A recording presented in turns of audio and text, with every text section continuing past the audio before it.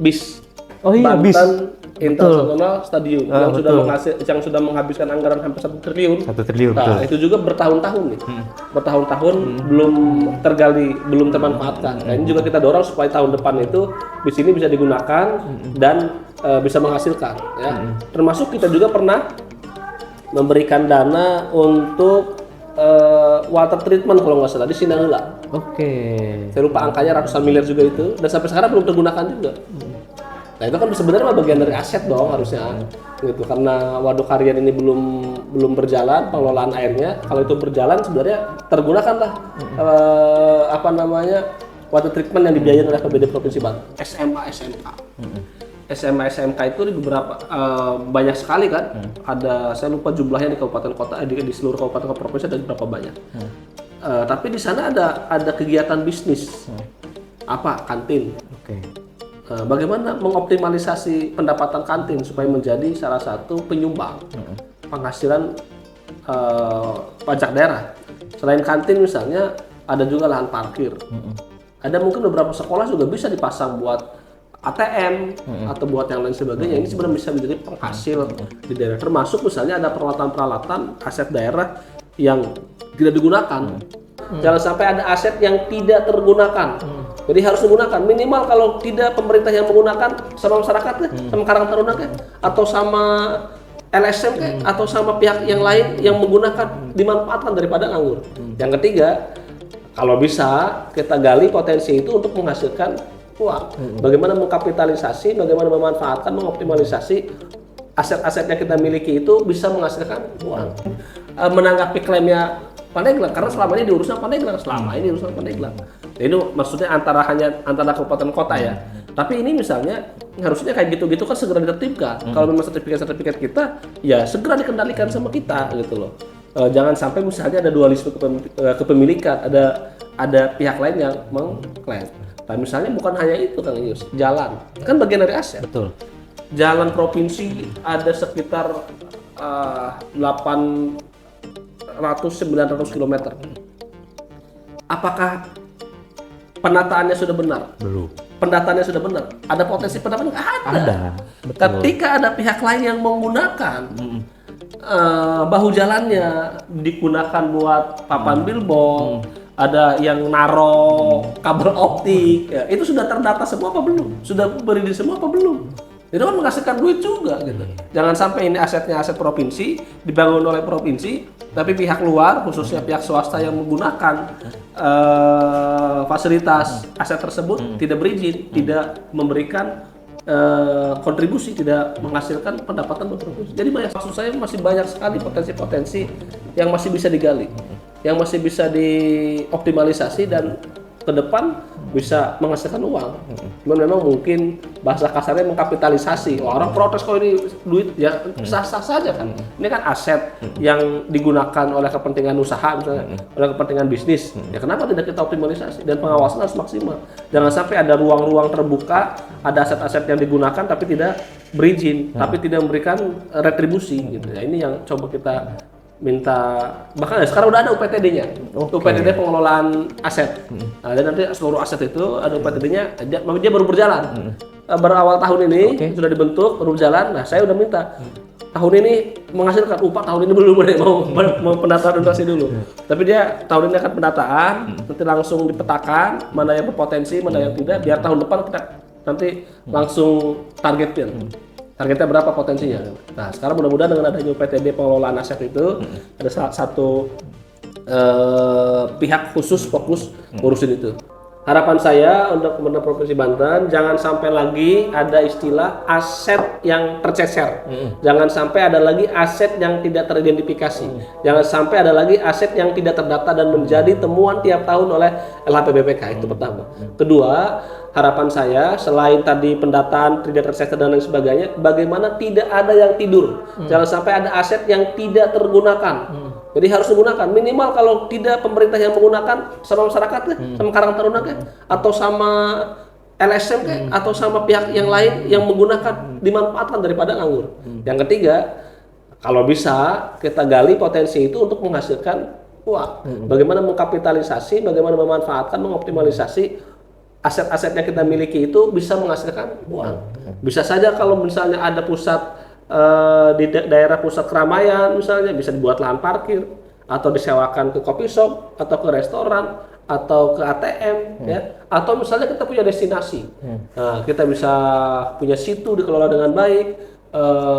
Jalan provinsi begitu banyak, apakah sudah terinventarisir semua?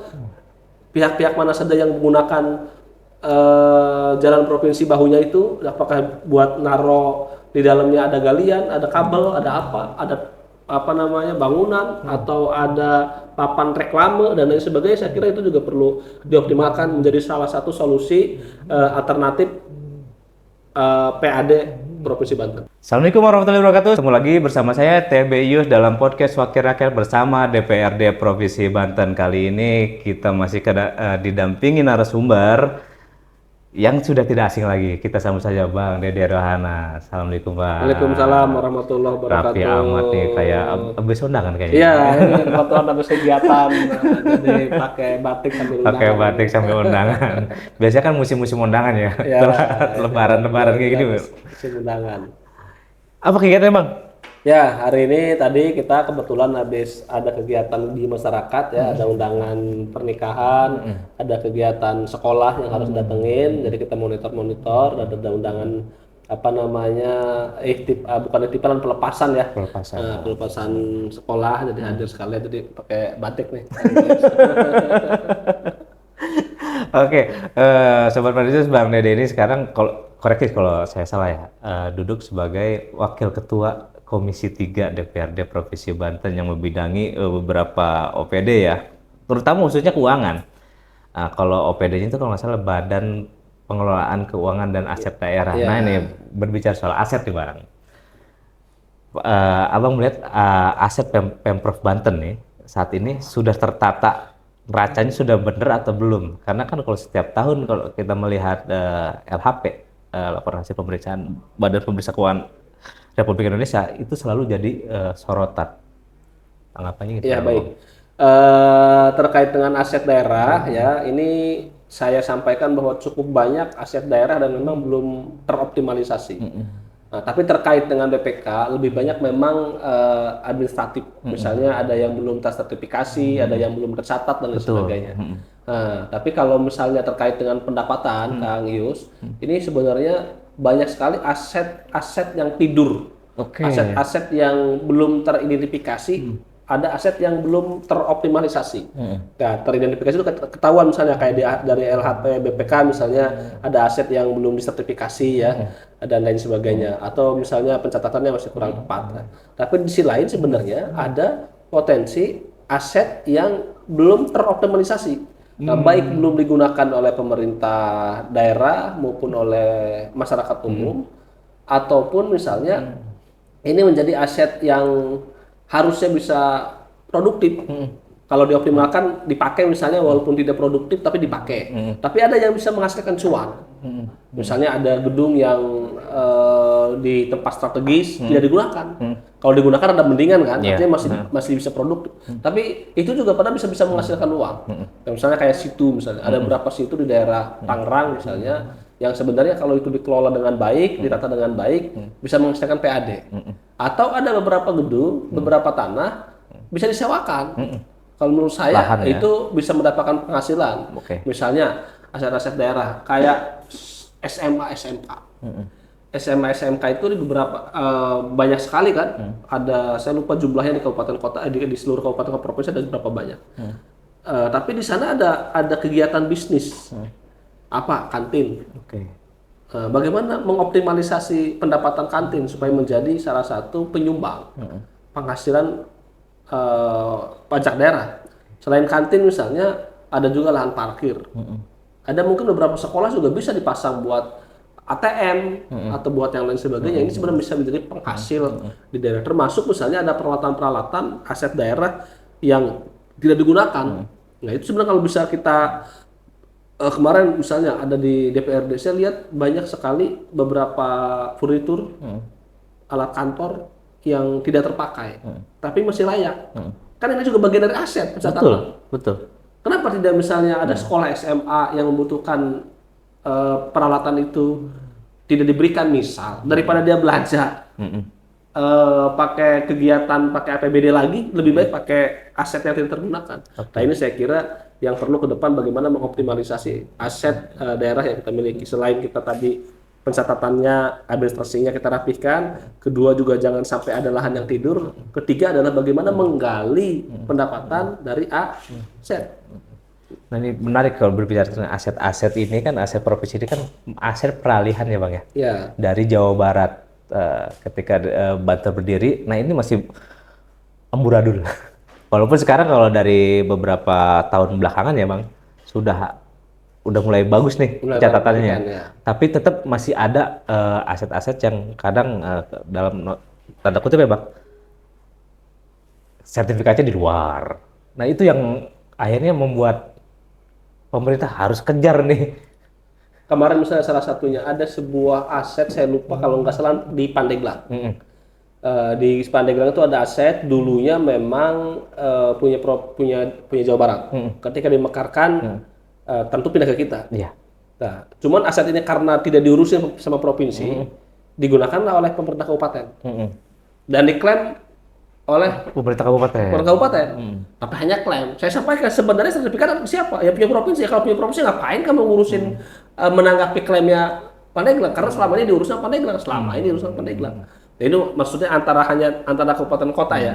Tapi ini misalnya harusnya kayak gitu-gitu kan segera ditertibkan. Kalau memang sertifikat kita ya segera dikendalikan sama kita gitu loh. Jangan sampai misalnya ada dualisme kepemilikan, ada pihak lain yang mengklaim. Nah, misalnya bukan hanya itu Kang Yus, jalan kan bagian dari aset. Betul.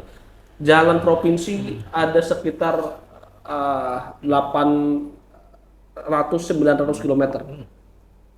Apakah penataannya sudah benar? Belum. Pendataannya sudah benar? Ada potensi pendapat? Ada. Betul. Ketika ada pihak lain yang menggunakan bahu jalannya digunakan buat papan billboard, ada yang naro kabel optik, ya, itu sudah terdata semua apa belum? Sudah berizin semua apa belum? Itu kan menghasilkan duit juga gitu. Jangan sampai ini asetnya aset provinsi, dibangun oleh provinsi, tapi pihak luar, khususnya pihak swasta yang menggunakan fasilitas aset tersebut tidak berizin, tidak memberikan kontribusi, tidak menghasilkan pendapatan berproduksi. Jadi banyak sekali sebenarnya. Dan itu mohon maaf ya, saya bahasanya mengkapitalisasi sebenarnya. Dan memang itu diperkenankan, boleh gitu.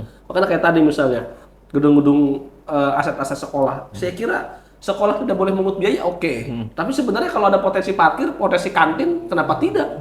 Nah itu memang sudah ada pendapatan tapi belum optimal. Ada pendapatan dari kantin-kantin, ini bukan pendapatan kantin, sewanya. Kan dia mengkapitalisasi aset yang ada dong. Gitu. Aset ini kan kita biayain. Tapi ketika ada, kan kalau misalnya menghasilkan boleh dong menghasilkan. Dan itu bagian dari nyumbang pendapatan daerah. Di luar pajak. Di luar pajak. Jadi banyak sekali potensi-potensi itu. Termasuk misalnya ada beberapa yang menggunakan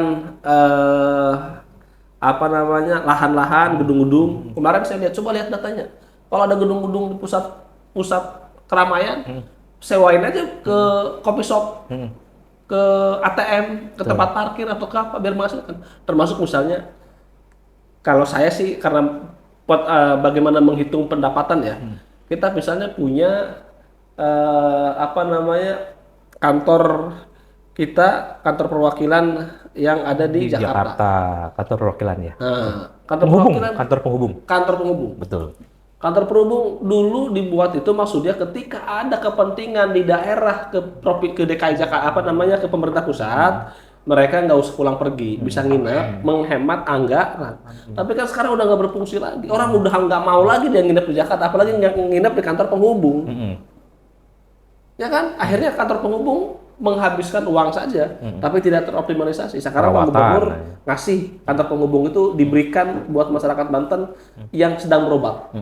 Yang sedang berobat boleh tempatin. Ya kalau pengen optimalisasi sekalian aja buat hotel, kerjasama sama hotel.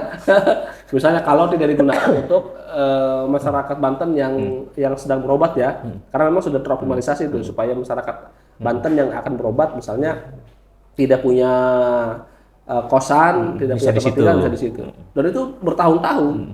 Dan itu kalau misalnya teroptimalisasi, ya kalau perlu misalnya itu bisa disewakan, bisa disewa kelola, termasuk misalnya kita punya tahura misalnya, Taman Hutan Rakyat, kan belum teroptimalisasi di sana. Betul. Yang ada di Carita sama Sinangka ya, ada tiket masuk nggak banyak, belum maksimal. Nah kalau itu sewa kelola bikin misalnya kebun binatang, bikin destinasi wisata baru, itu pasti akan menghasilkan uang. Nah, ini yang maksud saya masih banyak sekali potensi-potensi yang masih bisa digali, yang masih bisa dioptimalisasi dan ke depan bisa menghasilkan uang. Cuman memang mungkin bahasa kasarnya mengkapitalisasi. Wah, orang protes kok ini duit ya sah-sah saja kan. Ini kan aset yang digunakan oleh kepentingan usaha misalnya, oleh kepentingan bisnis. Ya kenapa tidak kita optimalisasi dan pengawasan harus maksimal. Jangan sampai ada ruang-ruang terbuka, ada aset-aset yang digunakan tapi tidak berizin, tapi tidak memberikan retribusi gitu. Ya ini yang coba kita minta, bahkan sekarang udah ada UPTD-nya, UPTD pengelolaan aset. Nah, dan nanti seluruh aset itu ada UPTD-nya, dia baru berjalan. Berawal tahun ini sudah dibentuk, baru berjalan. Nah, saya udah minta tahun ini menghasilkan upah, tahun ini belum ada mau pendataan donasi dulu. Tapi dia tahun ini akan pendataan, nanti langsung dipetakan mana yang berpotensi, mana yang tidak, biar tahun depan kita nanti langsung targetin. Targetnya berapa potensinya. Nah, sekarang mudah-mudahan dengan adanya UPTD pengelolaan aset itu ada satu pihak khusus fokus ngurusin itu. Jadi termasuk nanti boleh menggali potensi yang di situ. Iya, kalau berbicara tentang aset-aset bangunan ya Bang ya. Kita tidak usah berbicara jauh-jauh di KP3, lingkungan KP3B juga banyak itu, ada halaman yang luas. Ada kita punya plaza aspirasi itu yang harusnya bisa digunakan itu. Betul. Memang beberapa kali ada acara di situ, tapi kita belum tahu nih masuk tidak ke pendapatan lain-lain itu. Ya, saya lihat sih belum ada itu. Makanya sebenarnya kita itu harusnya tadi pemikiran UPTD ke depan itu kita tantang bagaimana mengoptimalisasi. Misalnya ini plaza aspirasi ini dengan luas sekian meter persegi. Dengan dibangun dengan APBD sekian, kita lihat digunakan oleh masyarakat berapa kali. Oh, digunakan oleh masyarakat sedikit sekali misalnya. Setahun misalnya cuma 12 kali misalnya. Maka tingkat okupansinya itu dari 365 hari baru terisi 12. Nah, makanya harusnya nanti UPTD memikirkan bagaimana ini supaya bisa juga dikelola oleh swasta. Bisa juga digunakan oleh masyarakat umum. Nggak apa-apa buat komersil. Walaupun aset pemerintah digunakan buat komersil juga nggak apa-apa gitu. Oke, buat kepentingan masyarakat bisa digratiskan. Tapi kalau buat komersil, saya kira boleh juga itu digunakan oleh komersil berbayar. Ya minimal untuk bisa nutupin biaya operasional atau menambah pendapatan baru. Nah itu memang bisa dioptimalisasi saya kira. Sepakat ya kayak gitu-gitu, ruang-ruangan bangunan-bangunan yang masih belum optimal pendapatannya atau yang sama sekali yang belum tergali ya harus dipikirkan bagaimana ke depan ini menghasilkan. Iya, kalau kita melihat kalau di lingkungan KP3 sendiri ada lapangan olahraga. Ya kan, kalau bisa ada event-event misalkan turnamen atau sekelas Popda itu kan bisa digunakan sebenarnya. Betul. Di depan tuh, Dan yang lebih besar lagi kan Yus, BIS. Oh iya, BIS. Banten International Stadium yang sudah menghabiskan anggaran hampir 1 triliun. 1 triliun. Nah, itu juga bertahun-tahun nih. Bertahun-tahun belum tergali, belum termanfaatkan. Nah, ini juga kita dorong supaya tahun depan itu BIS ini bisa digunakan dan bisa menghasilkan ya. Termasuk kita juga pernah memberikan dana untuk water treatment kalau nggak salah di Sinangula. Oke. Saya lupa angkanya, ratusan miliar juga itu, dan sampai sekarang belum tergunakan juga. Nah itu kan sebenarnya bagian dari aset dong harusnya, gitu. Karena waduk harian ini belum berjalan pengelolaan airnya. Kalau itu berjalan sebenarnya tergunakanlah water treatment yang dibiayain oleh APBD Provinsi Banten. Sebenarnya banyak lah, nanti kita petakan bagaimana petanya, potensinya supaya tahun depan sudah mulai kita dorong supaya sudah mulai berani kita patok targetkan berapa harusnya penghasilan dari aset-aset daerah tersebut. Kalau Bang Dery sendiri melihat untuk pemanfaatan aset dikomersialkan sebagai bagian dari pendapatan lain-lain ya Bang ya, bukan pajak ya. Berapa sih potensi berapa persen itu? Kalau menurut saya ya, ini kita menghitung aset-aset yang digunakan untuk komersil. Kalau buat masyarakat, nah anggap aja free misalnya kan. Kalau komersil sebenarnya mah bisa saja kita bisa dapat 2-3% dari total PAD ya misalnya. Kalau itu bisa besar dong. cukup besar kalau semua teroptimalisasi. Walaupun mungkin tantangannya adalah nanti masyarakat menilai kepada pemerintah ini terlalu mengkapitalisasi. Nah kan nanti kita harus pilih-pilih mana yang akan kita kenakan biaya. Ya kalau buat sifatnya usaha kan dia usaha kita usaha. Yang penting bisa bersaing di tempat yang lain. Kalau yang tempat yang lain misal sewa gedung itu 10 juta, di tempat kita 5 juta punya pemerintah provinsi kan juga sah-sah saja. Di sisi lain harganya lebih kompetitif, lebih membantu, tapi di sisi lain ada pendapatan yang digali. Jadi sebenarnya bisa luar biasa ya. Walaupun misalnya nggak bisa tercapai segitu ya untuk awal-awal misalnya berapa persennya misalnya bisa tergali, walaupun ke depan nanti bisa optimal. Nah, itu dari satu sisi ya soal aset ya. Tadi Bang Dede juga menyebut soal waduk ya, pengelolaan air bersih nih. Perlu nggak sih pemerintah provinsi membuat badan usaha baru khususnya untuk pengelolaan air bersih, terutama waduk harian. Waduk harian itu diproyeksikan untuk sumbangsi air bersih Banten, Jakarta. Banten, Jakarta sampai ke Bogor. Bogor ya, Jawa sampai Barat. ke Bogor. Betul. Kita lihat sampai ke Bogor. Nah, sangat perlu. Sebenarnya ada banyak hal ya, salah satunya. Cuman memang inilah birokrasi kita memang yang agak ngejelimet. Aturannya masih perlu disinkronkan. Kebutuhan air baku, kebutuhan air permukaan cukup tinggi. Ya, pemerintah belum punya BUMD yang ngurusin bergerak di bidang itu. Kalau kabupaten kota punya PDAM. Betul. Tapi provinsi nggak punya. Padahal kita sudah punya 2 waduk. Dan waduk ini dibiayain dengan cukup besar, khususnya waduk Sindanggala kita sudah investasi tuh. Naruh water treatment itu, saya lupa 150 apa 140 miliar gitu ya. Sebenarnya itu kan sudah dijalankan sudah bisa menghasilkan air baku tuh yang bisa dijual. Nah, harusnya memang ada lembaga, ada badan itu. Ada badan yang bagaimana badan itu mengelola potensi pendapatan dari air. Apalagi waduk harian. Waduk harian itu bukan hanya kalau waduk Sindanggala hanya kota Serang, Cilegon, Kabupaten Serang. Tapi waduk harian itu Banten, Jakarta sampai ke Bogor. Betul. 3 wilayah, 3 kita provinsi sudah loh. kunjungan ke Bogor sampai Kabupaten Bogor tuh berapa persennya akan dilakukan karena memang mereka kekurangan air. Nah, kekurangan air itu salah satunya ada sumbernya dari waduk harian. Berapa besar potensi? Semua orang butuh air. Makanya ke depan kita dorong tuh bagaimana supaya pemerintah provinsi punya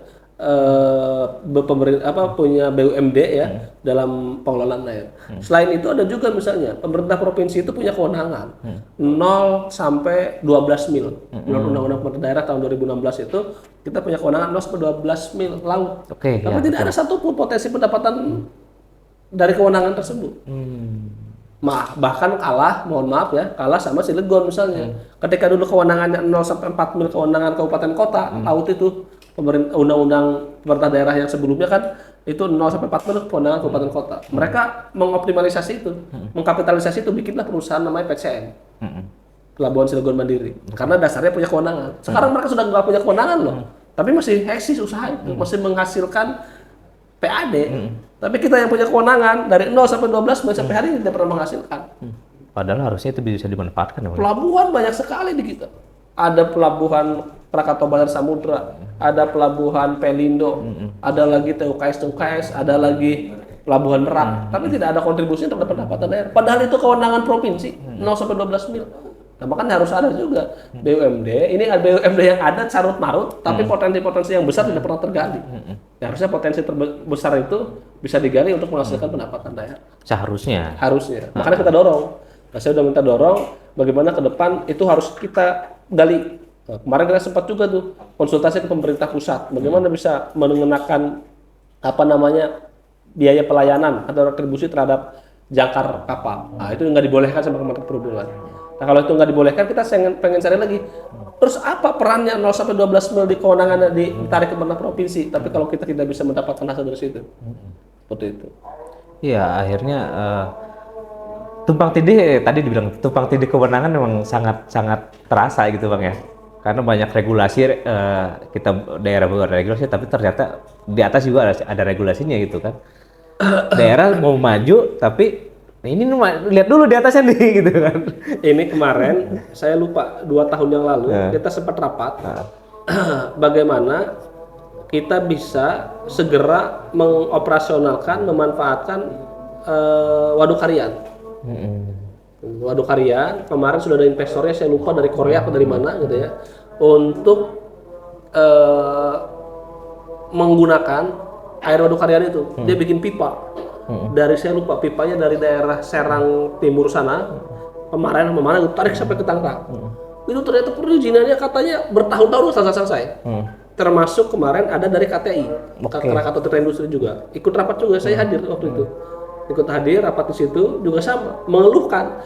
Jadi permohonan untuk menggunakan ini kemana? Ke provinsi sudah, harus ternyata nggak bisa karena itu masih punya pemerintah pusat. Dia pemerintah pusat ke kementerian, kementerian juga butuh proposal, itu cukup lama dan mungkin prosesnya sampai 3-5 tahun belum selesai sampai hari ini. Saya lihat tanda-tandanya sampai tahun 2027 belum selesai perizinan. Entah itu di mana tumpang tindihnya, tapi mereka waktu itu sampaikan, Pak, ini izinnya harus ini, harus ini. Luar biasa. Terlalu banyak aturan. Akhirnya terlalu banyak aturan sampai sekarang akhirnya belum teroptimalisasi, belum tergali, bahkan belum digunakan. Air waduk Sindang Heula itu belum menjadi air baku. Waduk Harian itu belum menjadi air baku yang belum dialirkan ke daerah. Jangankan ke jauh-jauh, ke Cilegon aja belum, ke Serang aja belum. Artinya kan belum, masih air tuh bikin waduk dibuang lagi kayak gitu doang. Iya, kalau kita melihat dari dua waduk ini ya, dua Sindang Heula dan Karian, bukan hanya air bakunya ya, tapi ketika didirikan perusahaan air minumnya, Betul. kan bisa juga itu. Betul. Masuk juga. Masuk PAD, juga. masuk ini juga. Dan yang lebih banyak itu industri itu menggunakan air yang cukup besar, air bakunya ya. Dia menggunakan air yang selama ini misalnya dari Cisadane. Kalau Cilegon misalnya ada KTI. KTI yang melayani air bersih untuk industri. Walaupun sekarang kekurangan air dia. Makanya dengan adanya operasionalnya waduk Sindang Heula, sebenarnya mereka berharap Cilegon itu pengen dapat supply sekitar mungkin 15% ke daerah Cilegon. Belum lagi Cikande. Beberapa industri Cikande juga mengaku kekurangan air. Nah, makanya dengan kekurangan air, dengan adanya sumber air baku dari Sindang Heula, saya kira itu membantu buat pelaku industri untuk investasi di Kabupaten Serang. Malah kalau saya dengar di wilayah Cikande itu ada perusahaan air swasta yang memang sudah mengalirkan, harusnya kan bisa bersaing gitu, Pak. Iya, karena saya lupa namanya, saya pernah kita kunjungan ke Cikande, itu pun dia sumber airnya kurang karena dari sungai Ciujung itu. Makanya kalau dia lagi kemarau dia kekurangan. Makanya dengan adanya air dari Sindang Heula harusnya sudah bisa menambah pasokan air di sana. Ya, terakhir Bang, harapan Abang untuk Banten ke depan seperti apa Bang? Harapan saya untuk pemerintah Provinsi Banten, jangan sampai lagi ada istilah aset yang tercecer. Jangan sampai ada lagi aset yang tidak teridentifikasi. Jangan sampai ada lagi aset yang tidak terdata dan menjadi temuan tiap tahun oleh LHPBPK. Itu pertama. Kedua, harapan saya selain tadi pendataan tidak tercecer dan lain sebagainya, bagaimana tidak ada yang tidur. Jangan sampai ada aset yang tidak tergunakan. Jadi harus digunakan, minimal kalau tidak pemerintah yang menggunakan, sama masyarakat sama Karang Taruna atau sama LSM atau sama pihak yang lain yang menggunakan, dimanfaatkan daripada nganggur. Yang ketiga, kalau bisa kita gali potensi itu untuk menghasilkan uang. Bagaimana mengkapitalisasi, bagaimana memanfaatkan, mengoptimalisasi aset-aset yang kita miliki itu bisa menghasilkan uang. Bisa saja kalau misalnya ada pusat di daerah pusat keramaian misalnya, bisa dibuat lahan parkir atau disewakan ke coffee shop atau ke restoran atau ke ATM ya, atau misalnya kita punya destinasi, kita bisa punya situ dikelola dengan baik. Jalan provinsi begitu banyak, apakah sudah terinventarisir semua? Pihak-pihak mana saja yang menggunakan jalan provinsi bahunya itu? Apakah buat naro di dalamnya ada galian, ada kabel, ada bangunan atau ada papan reklame dan lain sebagainya. Saya kira itu juga perlu dioptimalkan menjadi salah satu solusi alternatif PAD Provinsi Banten. Oke, makasih Bang Dede udah hadir di podcast kali ini. Jangan kapok-kapok di Bang Dede, tetap jadi dewan viral. Oke, demikian podcast Wakil Rakyat bersama DPRD Provinsi Banten. Saya mohon pamit, sampai jumpa di podcast Wakil Rakyat selanjutnya. Assalamualaikum warahmatullahi wabarakatuh.